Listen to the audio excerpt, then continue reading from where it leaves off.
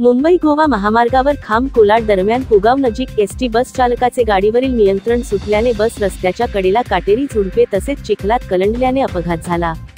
सुदैवाने बसमधील सर्व प्रवास करणारे प्रवासी तसेच वाहक आणि चालक हे सुखरूप आहेत। श्रीवर्धन आगाराची बस क्रमांक MH14BT4010 ही बस चालक रमेश जावळे हे मुंबईहून श्रीवर्धनकडे जात असताना रविवारी मुसळधार पडणाऱ्या पावसात चालकाचा बसवरील ताबा सुटल्याने खांब कोलाड दरम्यान पुगाव नजीक बस कलंडली। सुदैवाने या अपघातात कोणतीही जीवितहानी घडली नसून ग्रामस्थांनी तात्काळ मदतकार्य करीत प्रवाशांना बसमधून बाहेर काढले। जनोदय करिता विश्वास निकम, कोलाड।